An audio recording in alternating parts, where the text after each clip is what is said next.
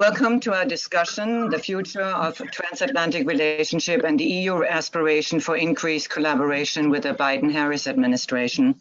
This event is organized by the European American Chamber of Commerce, where Europeans and Americans connect to do business.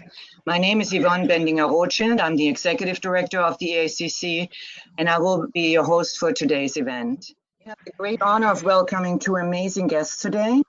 His Excellency Stavros Lambrinidis, the EU ambassador to the United States, and an extremely gifted diplomat.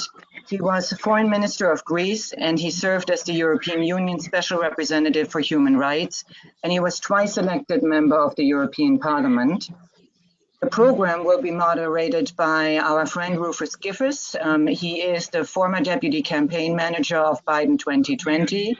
And for this program, will be talking to us as a private US citizen, yet with extensive knowledge of the EU-US relations from his time as the US ambassador to Denmark, at which he did an amazing job, if I may say that on a personal note.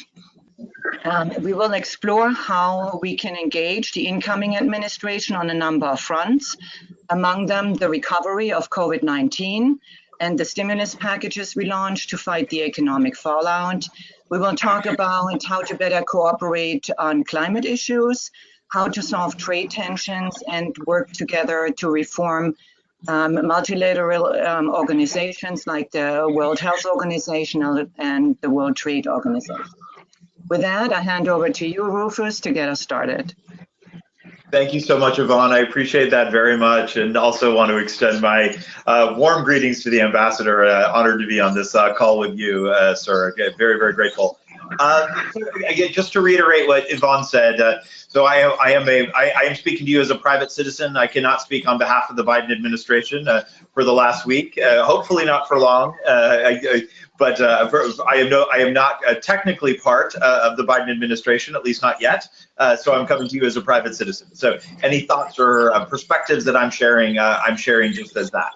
I am moderating this conversation with the ambassador. If you do have questions for me, of course, I'm happy to share my perspective. But at this point, and whatever perspective I feel like I am able to share about the Biden administration's priorities regarding transatlanticism and the rest, I think we've gotten some pretty exciting indications of where this administration is going just from the early days of the Biden administration. So let's get started and really look forward. Of course, I think as you all do have questions, I'm sending them to Yvonne, and we'll try to be.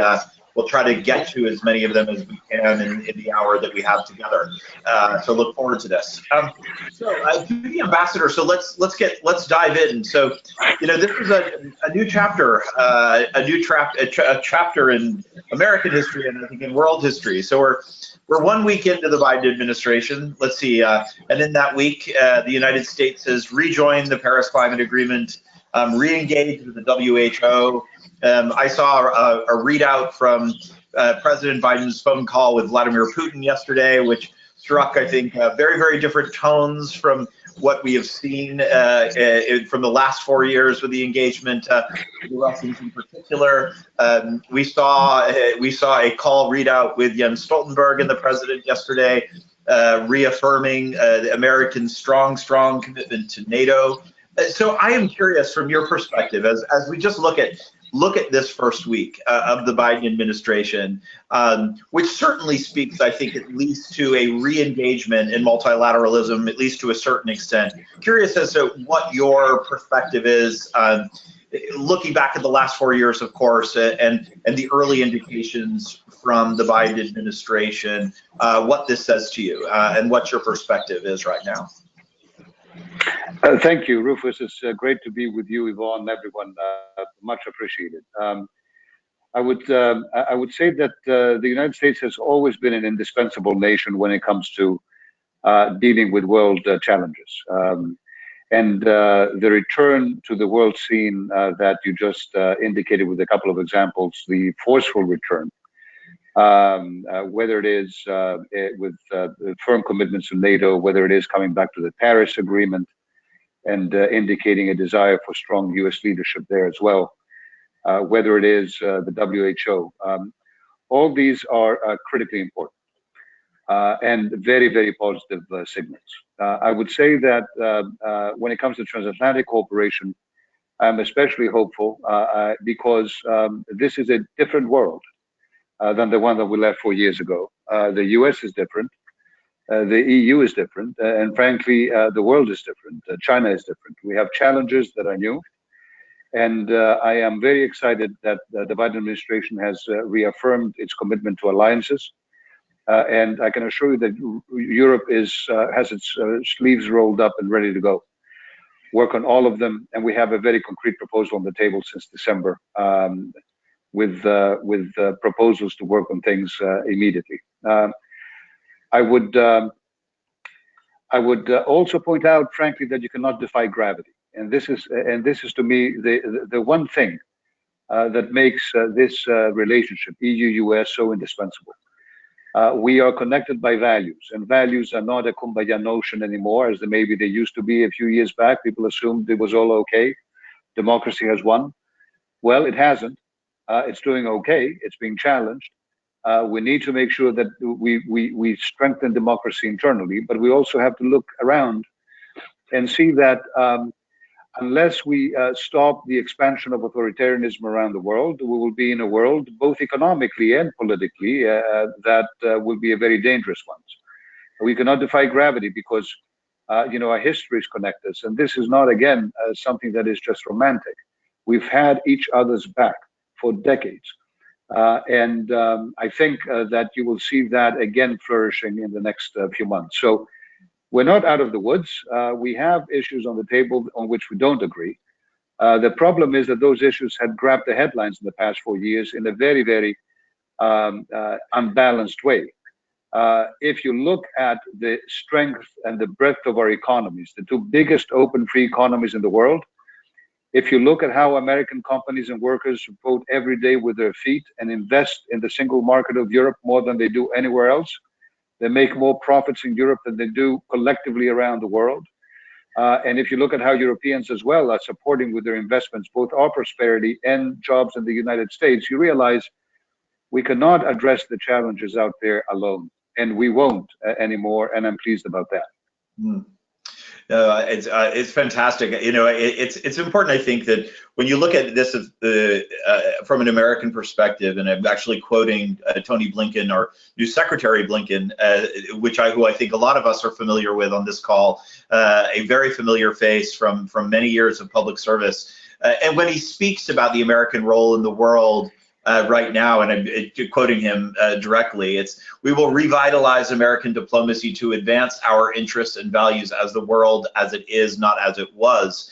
And I think it's actually important to note, and as we talk about something like multilateralism, and I personally want to see that investment in reinvestment in multilateralism, but we have to acknowledge that the world has changed to a certain extent. When I was last serving at the end of the Obama administration, and we were talking about I think both throughout the West, in particular in the United States, but also in parts of Europe, there has been a surge of there have been nationalist movements, protectionist movements, where multilateralism has faced some faced some difficult times. So, what's your perspective on that? What is the future of these multilateral relationships, and how do we build together? Because one of the things I say all the time to our European partners who are, and of course I'm generalizing here, but breathing a sigh of relief to this return to a more normal and familiar foreign policy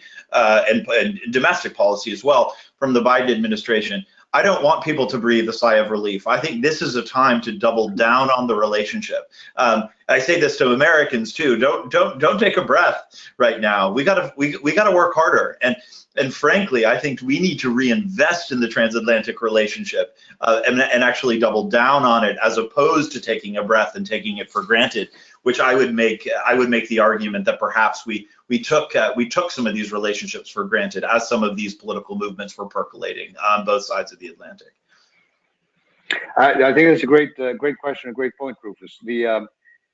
Look, if we didn't have multilateral institutions, the one that we set up, more than 70 years ago, Americans and Europeans together, we would have to invent them today, because If you look at all the major challenges of the world, whether it is fighting COVID, which is which is the immediate existential challenge for our lives and for our economies, whether it is dealing with climate change, which is the looming, equally immediate, but also vastly bigger if we fail, challenge.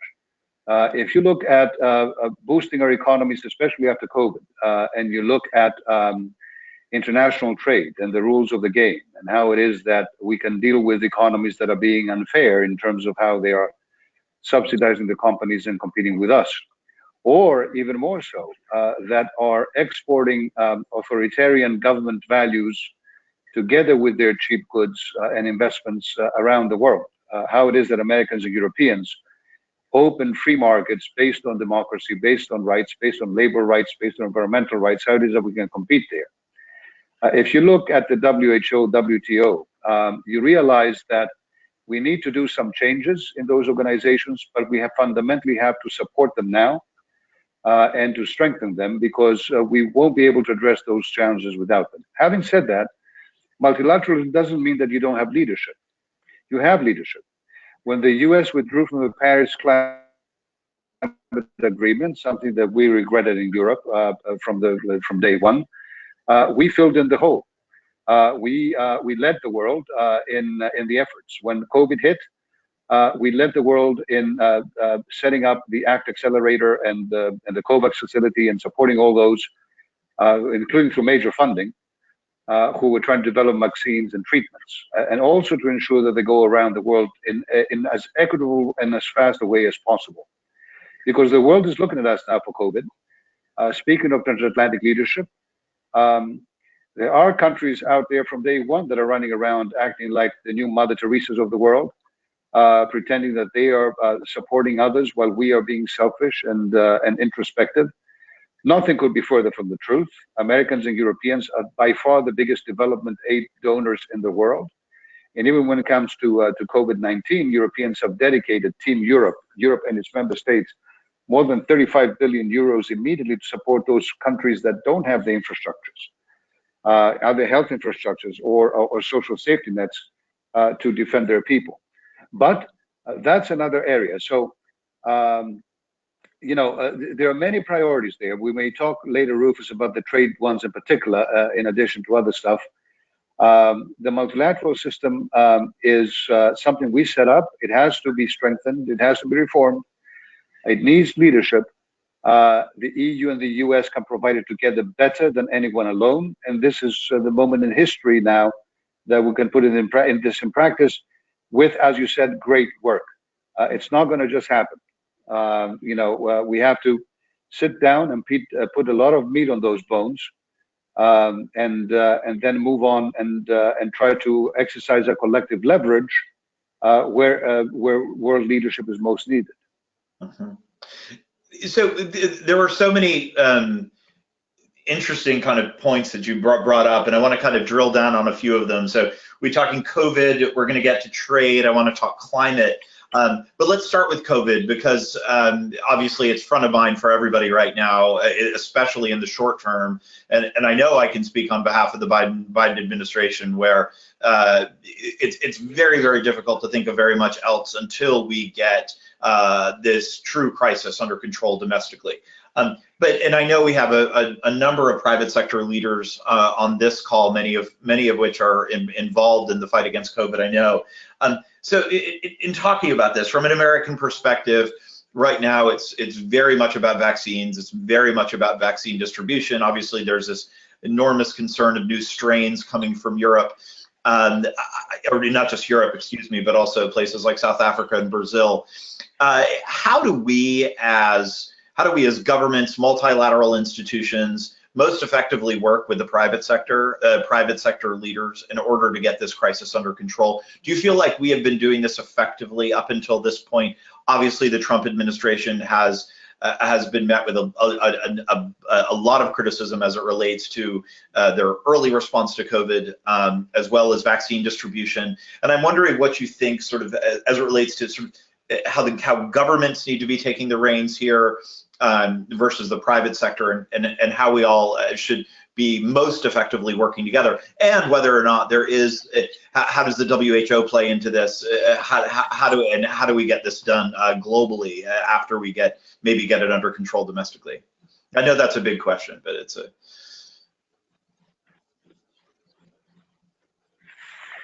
Rufus, I lost you there for a second. I'm not sure if you guys can hear me okay. Can you?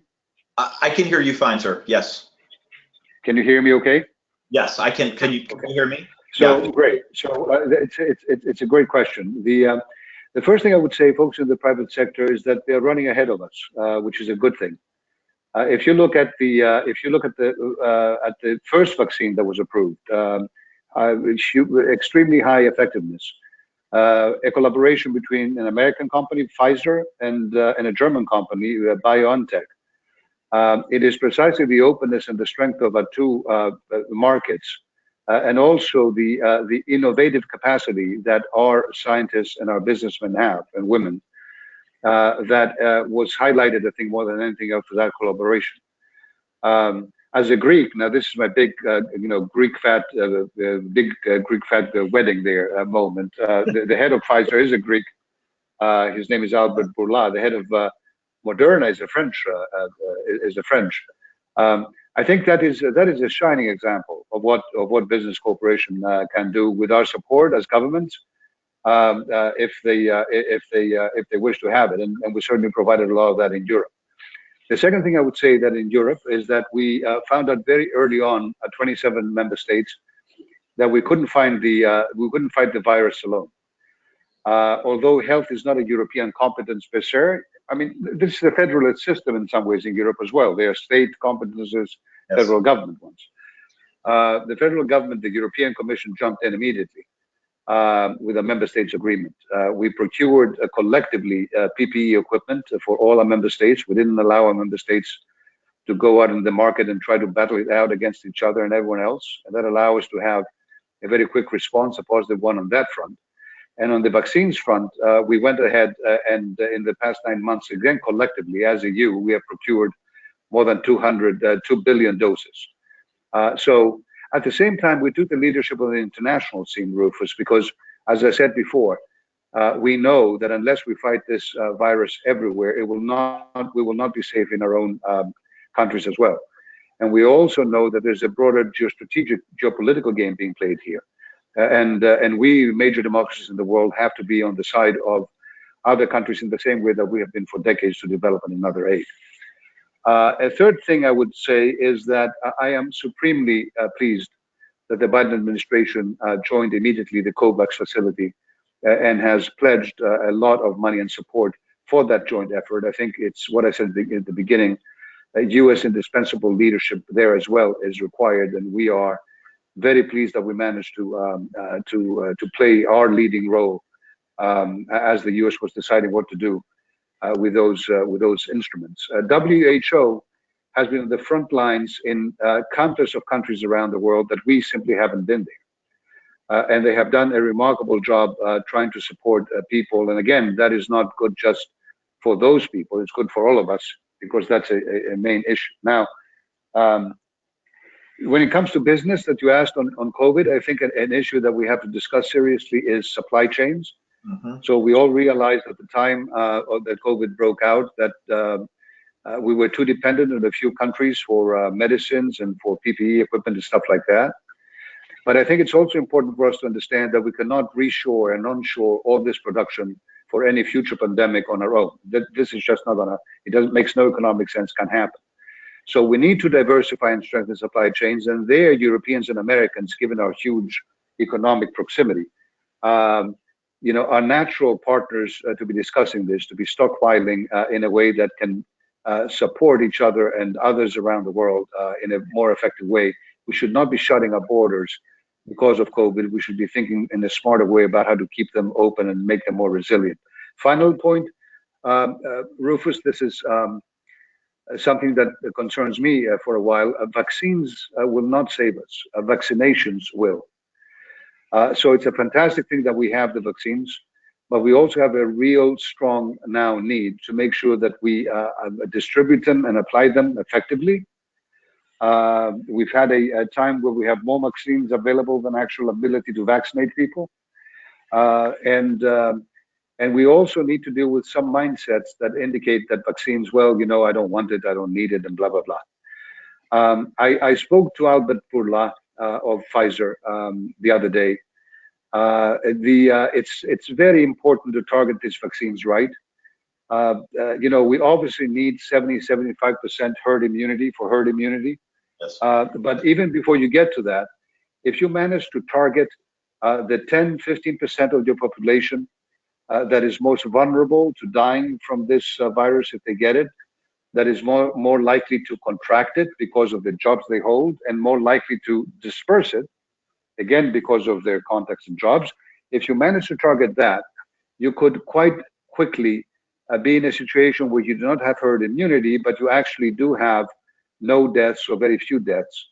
And people who catch this are fewer and they don't die. So huge task for Americans and Europeans to do this right. Huge task to make sure that as we focus internally, we have to, on our people, we don't ignore the world. If we succeed in both, and I believe that we will, that's going to be a great lesson for the future as well as we try to tackle future pandemics. Yes. No, it's such a great point. I love all your insights there, and I think it was some of the information coming out of the Biden administration yesterday. We found were very encouraging. I think folks on this call may have heard that the president yesterday announced that we should expect domestically a significant rise in the number of vaccines by the end of the summer. So much so that we'll have enough vaccine for 300 million Americans by the end of summer. I think it's helpful in many ways for some of this honest, or frankly, straight talk that we haven't heard enough of from the American administration in recent months. Some of the straight, realistic talk, I think, is going to be very, very helpful in getting people's minds. Rufus, if I may just jump in there, and I fully agree with you. I think one thing that you didn't have in Europe, thankfully, mostly, I mean, you always have that. Maybe you had more in this country is politics coming in the discussion of COVID and of the vaccine. So we didn't have too much political bickering or partisanship or infighting in Europe when it came to that. We listened to the scientists immediately. I come from a very small country in Europe, Greece. It did a remarkable job in fighting the vaccine because Greeks are not people who like to stay at home. But we trusted our scientists, and they told us we had to wear masks and we had to keep the distance. And in fact, we had to lock down for a while, and we couldn't mess around with that lockdown. And even though we were next to Italy, which was a country that was immediately very hard hit in Europe, we managed to do that. And every country in Europe essentially did the same thing collectively through the European Commission. We took science seriously. And I believe that if we continue doing that and keep the balance between that and keeping our economies open, which is possible, entirely possible, not easy. We're all hit. And if we work together for the economic recovery, which we need, given our economic interconnectedness, the moment the U.S. recovers well, that's the best message for EU economic recovery. And if the EU recovers economically fast, best message for American investors in Europe and others who trade with Europe, and therefore for U.S. recovery. So if we manage to coordinate that, that's a good place to be. Great. Two sort of getting a couple of questions from the participants, sort of more specific follow-ups of what we've been talking about. So first question, with AstraZeneca not being able to deliver its intended amount of vaccines to EU member states, could we see the EU restrict other vaccine exports from vaccines outside of its border? And should we talk at all about how both the US and the EU are setting aside vaccines for developing countries and the significance of that? Well, I mean, the second question, I think I answered as best I could. We are certainly setting around vaccines immediately now, which when we don't have enough, but still we are setting aside now vaccines for our immediate neighborhood, our neighboring countries in Europe. And we've also contributed massively economically to vaccines being provided fast to other parts of the world through the COVAX facility and the ACT Accelerator. The WHO is coordinating that effort, including talking directly to companies such as Pfizer and Moderna, AstraZeneca, and others. So there's a big effort. You know, I hope it's going to be successful. I know it's going to take some time. We're not going to be all vaccinated tomorrow, but we have to show that we care to do that right. Now, when it comes to AstraZeneca, as you know, the European Commission has made a very strong point that there are commitments to the EU, and we expect them to be fulfilled. And of course, we're looking at immediate alternatives to fill in the void, including trying to get more vaccines from others, certified high-quality vaccines. Great. Well, thank you. So let's move on. If anyone has any more questions about COVID, send them to Yvonne and we'll get to them. But let's move on in the interest of time. So let's talk about climate quickly, Ambassador. I think that one of the things that certainly I did certainly a lot of work in Denmark on the issue of renewable energy. Investment in European investment in the United States as it relates to renewables, et cetera. What is, from where you sit, what are the opportunities in a Biden administration regarding investment in the United States as it relates to renewable energy? Obviously, one of the things I was very excited about was seeing people like John Kerry, who's a new job in the Biden administration, a White House job, who's and I believe he's already convened at least some European foreign ministers, EU foreign ministers in the early days of this of his work at the White House, and we bringing back people like Gina McCarthy, our former EPA administrator, and I think the president is going to be rolling out, I think it's today, a number of different climate policies, executive orders, et cetera. So it's quite clear that this is going to be a major priority of the Biden administration.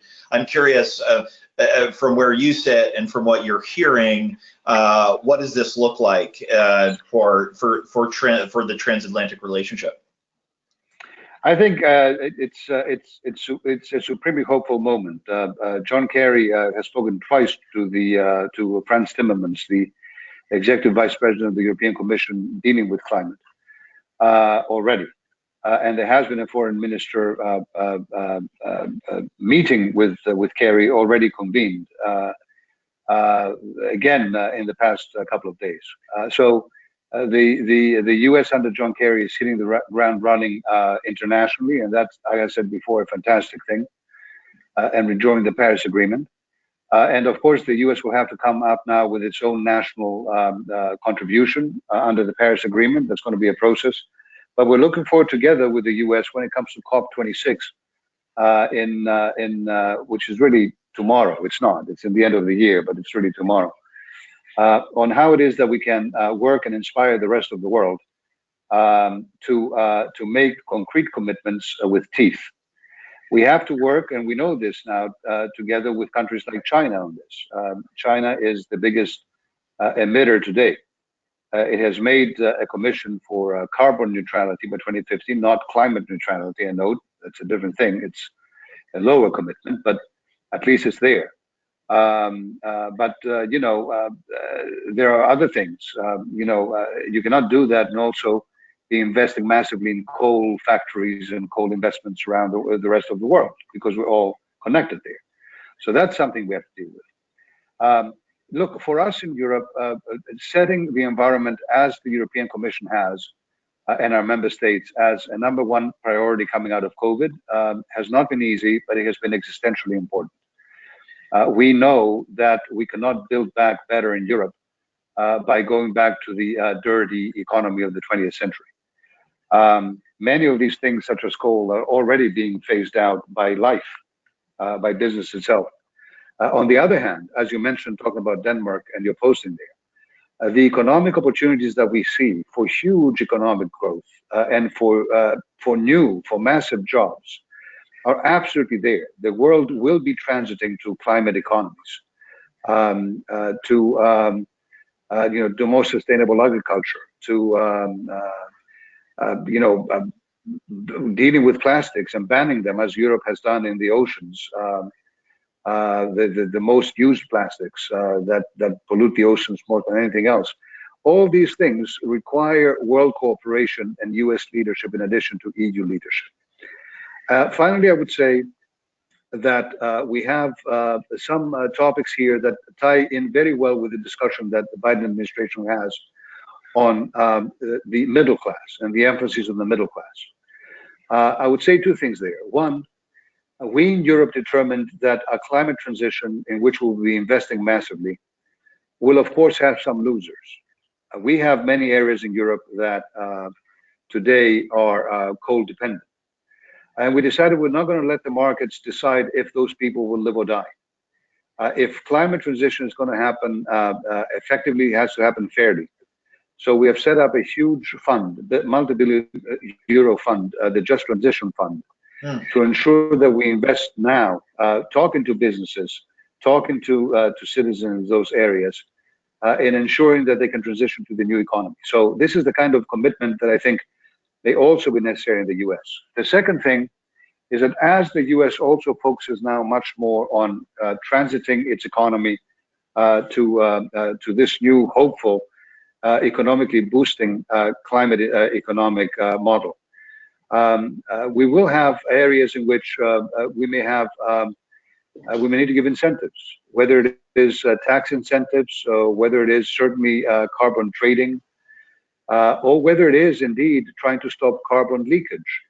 Companies leaving our shores to go and produce in places that are much less stringent than we are. Now, the benefits for all companies in the medium and long term will be massive transition to climate, but in the short term, we have to make sure that others don't take advantage of us. They don't produce intentionally dirty in order to be able to export in the short term cheaper goods, undermine our efforts. And that is the discussion about a carbon border adjustment mechanism. Now we are looking at that in the EU.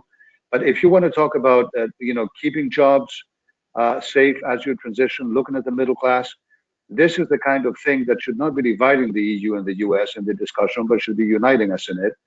And I hope that it will.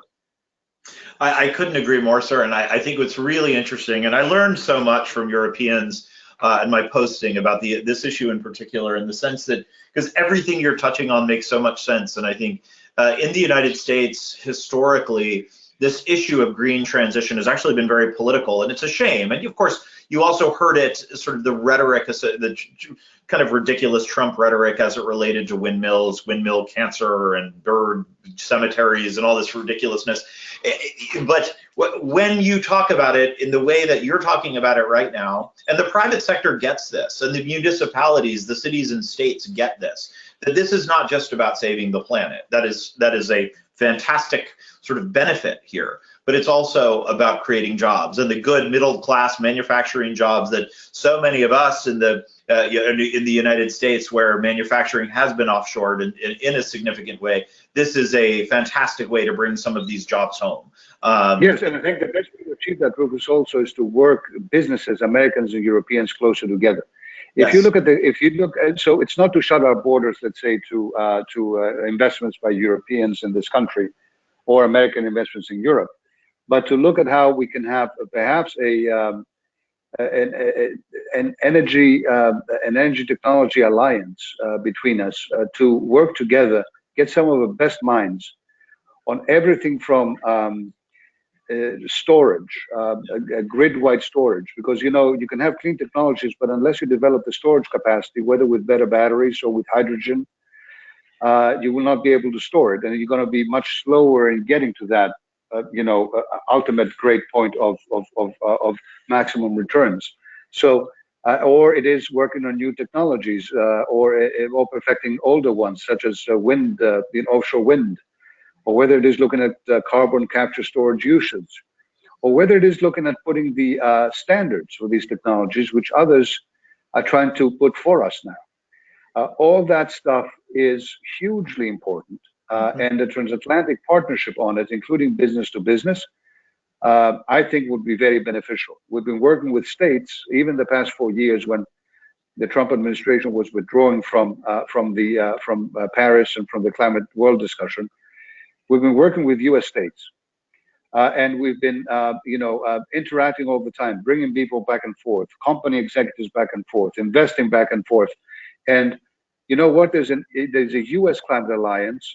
About 60% of the U.S. population, 70% of the U.S. GDP, or vice versa, I forget, is represented by the states who are in that alliance, who in the past 4 years said, we will try to do Paris. You know what happened in those states? They have reduced their emissions vastly compared to the states not in the alliance, and they have increased their GDP growth more than those states that are not in the alliance. Mm-hmm. There's absolutely no contradiction. We know this in Europe as well. From 1990 to today, we have reduced our carbon emissions by more than 23%, and we have increased our GDP growth by more than 60%. Fighting climate, investing in these new technologies doesn't kill competitiveness, doesn't kill growth, it enhances it.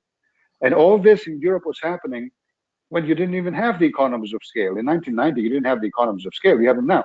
So maybe this is an area where we can just sit down tomorrow and start discussing a green tech alliance, green finance, sustainable finance. Who sets the standards? The Biden administration, we realize we need trillions of euros of investments from private companies here. Companies need stability. They don't need a different kind of what is green rule in the US, a different kind of what is green in Europe.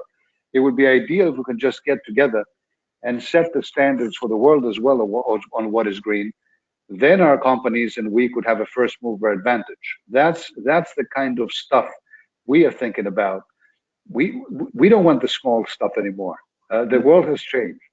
We need to think big, act big, and do so together.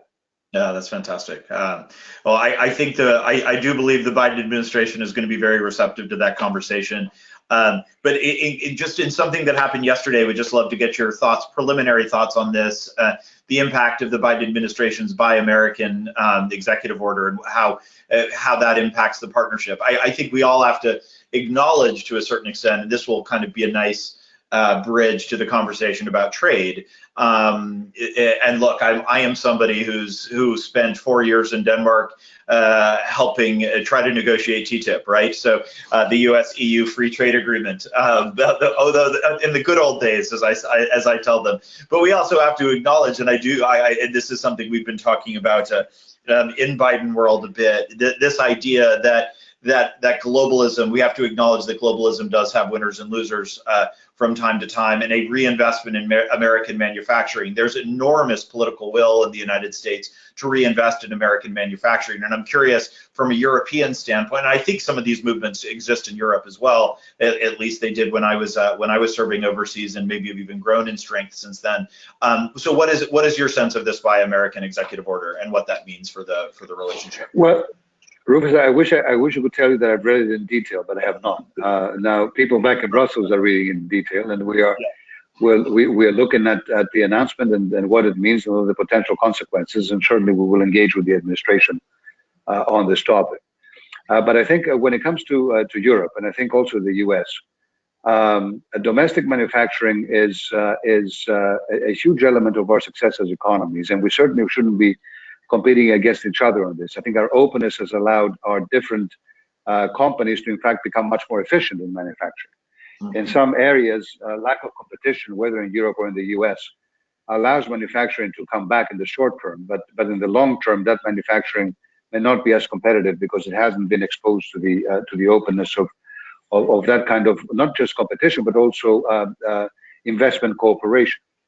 And if you look at the jobs that have been created by EU investments in the United States, more than 7 million jobs today exist because of EU investment of EU companies in this country in virtually every different state, and because of trade with the EU. And I would say the same thing applies for US companies. They make most of the profits abroad by investing in the European Union, then they create jobs in the EU. So we are not, the fact that we are actually working together doesn't undermine our capacity to create jobs for each other, it increases it. Europeans themselves We are the second biggest exporter in the world. We have free trade agreements with 70 different countries. We are very, very open to the world, exposed to it. Turning into protectionists ourselves would undermine our own economic interests. But of course, we are too considering how do we become more competitive in digital? How do we, in fact, in the climate change, have the first mover advantage when we can with the U.S. So that as the world is also transitioning, we can be standing by our partners with affordable, advanced technologies to support them. All this stuff is much more sophisticated and complicated than just saying, I will produce everything in the States or in Europe or anywhere else. And of course, that's not what the president is saying. No. But yes, there is an emphasis in this country, entirely understandable, as in Europe, for domestic manufacturing, and EU companies are in this country supporting that domestic manufacturing for decades. I mean, like I said, there's not a single member state that doesn't have investments in this country, in production in this country as well. Yeah. And it's important to recognize that too. Ambassador, we're getting a lot of questions on trade, so let's talk a little bit about that. I think what the future of this economic relationship looks like is obviously front of mind. So let's get through this a bit.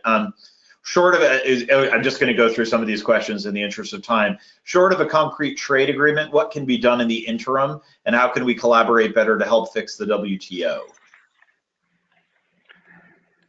I think it's a very good question. I would say, look, I mean, immediately what we have to do, and since you mentioned the WTO, is we have to, and I hope we can agree on the new Director General of WTO. The Nigerian candidate that it's a consensus process that has been approved by virtually all member states of the WTO. I hope that we can work immediately together to get rid of trade irritants that shouldn't be on the table, because they take up too much bandwidth and we cannot afford it.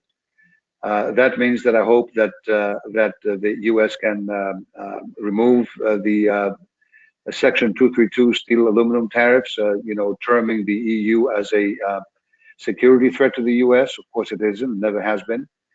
And the moment that happens, the EU will immediately remove all the countermeasures we had to take against US products. In the end of the day, this would be such a huge boost to both our economies at the time that we're trying to come out of COVID, that it would be very beneficial. And you know what? There is an issue with steel and aluminum. It's Chinese overcapacity. Mm-hmm. We have to sit down and discuss together how we address that. There's no question. But obviously, the way you address it is not to term your closest trading partner a security threat and to create a trade war. Then same thing goes for Airbus Boeing. This is a trade dispute that has been going on for 15 years. It has to end. We both lost our cases at the WTO. And we have to settle this case, and our proposal is very concrete. Let us freeze the tariffs that we put in, legal tariffs this time, as opposed to 232 tariffs.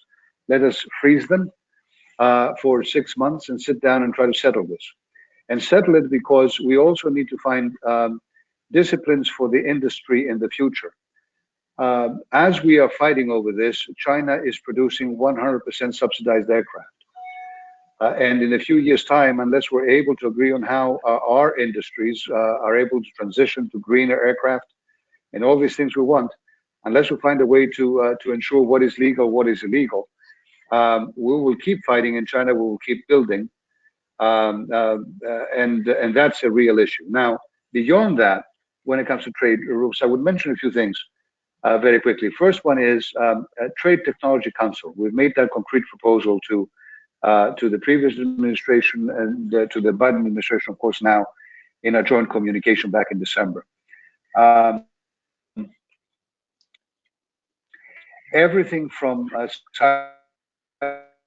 cybersecurity to developing the standards for new technologies in the future, artificial intelligence, they cannot be, has to be discussed immediately in a Trade and Technology Council. I've taken a couple of notes on a couple of other things that I think are important here. We need to start a dedicated trade conversation on China challenges.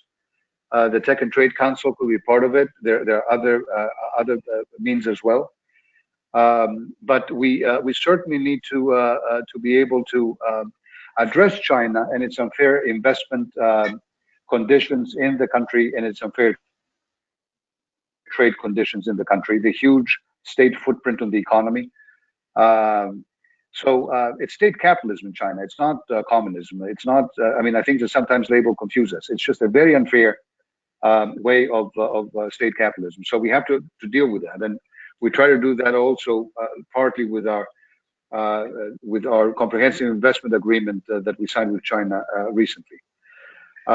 We have to deal with and recommit to our discussions on digital taxation at the level of the OECD. We have to talk about WTO trade climate initiatives, including reducing tariffs on green goods, but also dealing with as I mentioned before, potential areas of irritants such as taxation for climate and stuff like that. And of course, we have to deal with a trade and health initiative. Again, COVID exposed the fact that some countries have humongously high tariffs on medical and other, and we have to talk about WTO reform. So these are some of the things that I would say are out there immediately. I know they're not easy, all of them. I know they will require a lot of meat on the bones, but we're ready to have that conversation. You know, let's get it done, Rufus. I am so excited about the prospects of all this. I have been working way harder in the past couple of months than I was even before. And the reason is that, as you said, this is not a time to say, okay, so we are back. Let's take everything for granted. No. And it's the time to just say, great, we're back. Let's push the envelope. Let's push the agenda. Let's make sure that we use our collective leverage and leadership in a world that needs it, in a way that it needs it. And that requires a lot of late-nighters. That's right.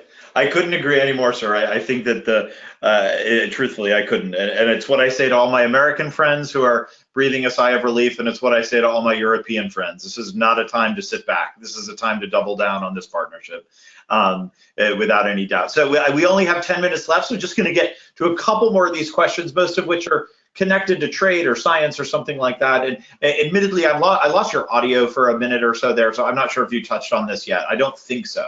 The U.S. and the EU and the U.S. have taken fundamentally different directions on key technology issues such as privacy, data security, and digital taxation. And in many of these areas, the EU is clearly in the lead.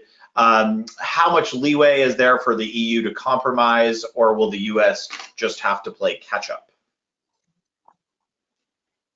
It's a very good question, and I want to question a little bit the premise. I think that today we are much closer on many of the digital issues than we were in the past few years, because life has taken over. So the discussions on the responsibility of the really big internet platforms as gatekeepers, their algorithms, how do we deal with disinformation?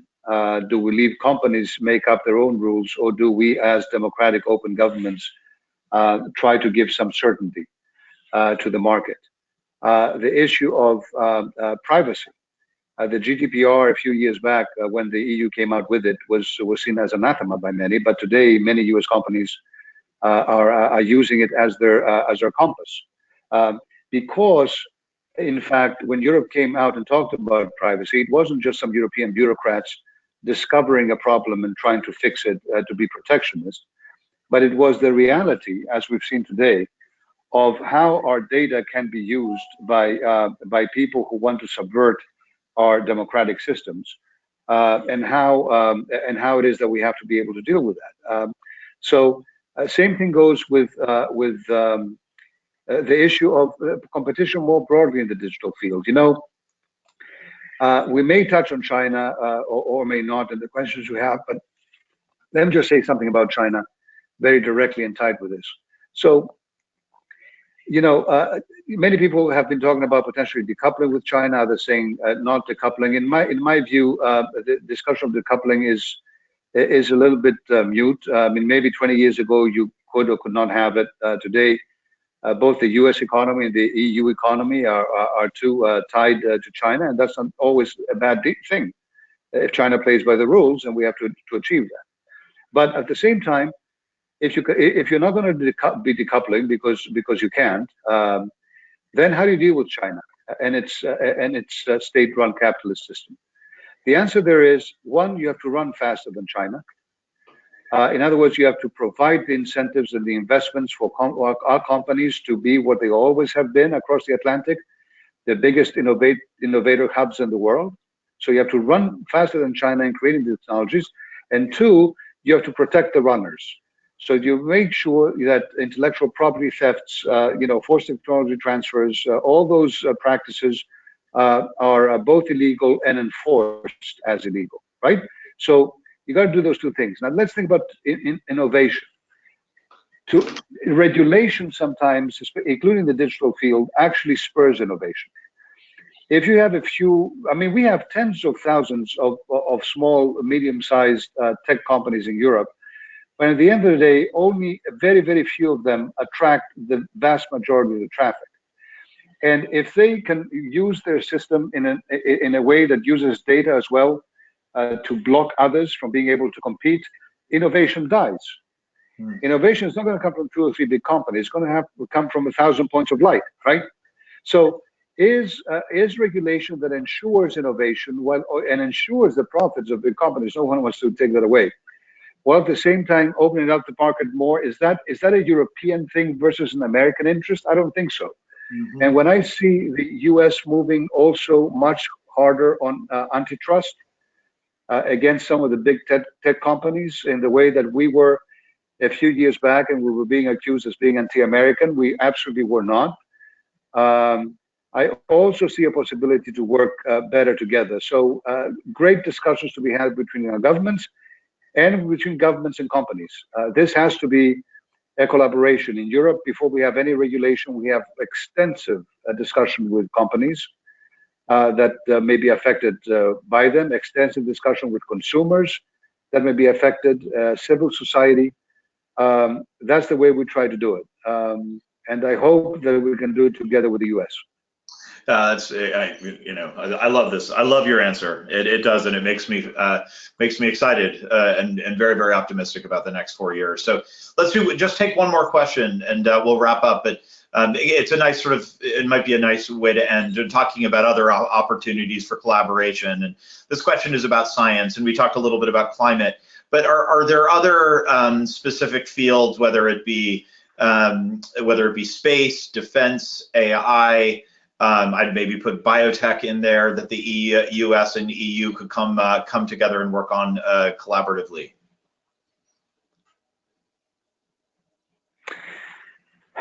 Yes, there are many. There are many indeed, and you mentioned some headlines there right off the bat. But if I may just say something that is not perhaps that obvious here, I would say democracy. We have to work together on democracy. I think that we all saw what happened on the 6th of January here, but also before, following a remarkable election in many ways, the biggest turnout in U.S. history. Heroic people all over the country counting the votes. People the Capitol. That was a shock to the European system as well. We took this personally because we feel that, I said at the beginning, you cannot defy gravity. We are connected with the United States because of democracy as much as anything else. And in Europe as well, we face our challenges. Make no mistake. Whenever you have a financial crisis hit real hard and you take measures that, austerity measures very often that, make people feel that, that fairness is taken away from them in their economic future. When you have a COVID crisis hit and you have, people laid off and many people losing their jobs during the COVID crisis, keep in mind, blue collar workers, right? We are the white collar ones. We can do the BTC much easier than others can. So when you have that stuff, you will of course have a backlash. You will have many angry people out there. I was one of the few fortunate people to attend the inauguration of President Biden and Vice President Harris. I have to say, it was cold. There were not many of us there, but it was of course a historic occasion and a very inspiring speech by the president. I think he's emphasizing uniting the country, and he's emphasizing defending democracy in the U.S. and around the world. And we have the exact same agenda.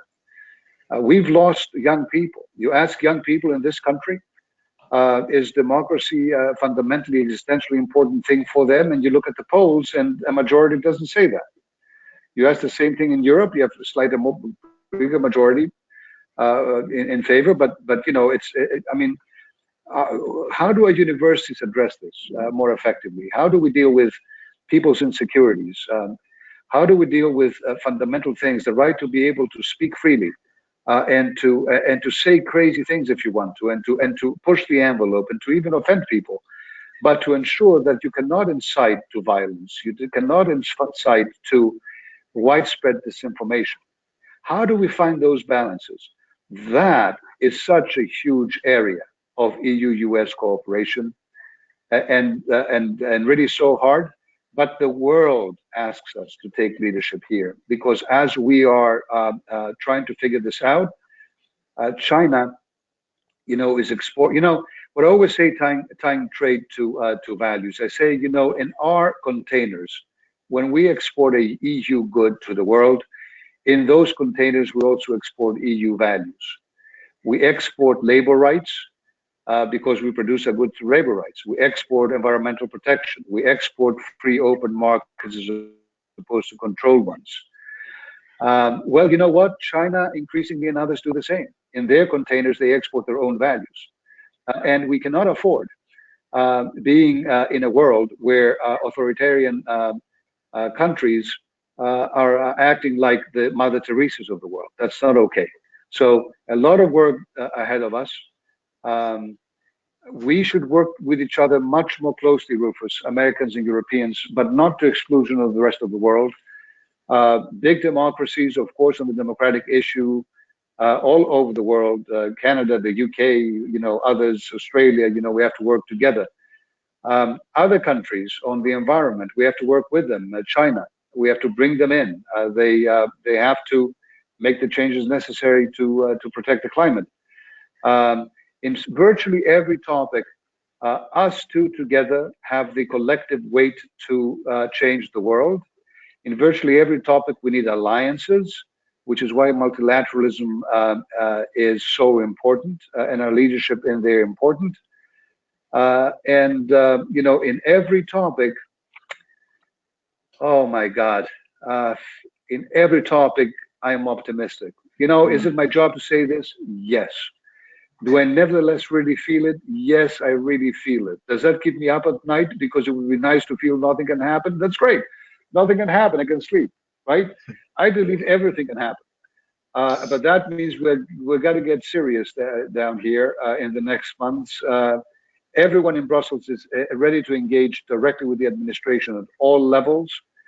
And of course, we at the EU Embassy here, together with the 27 member states, are ready to do the same thing.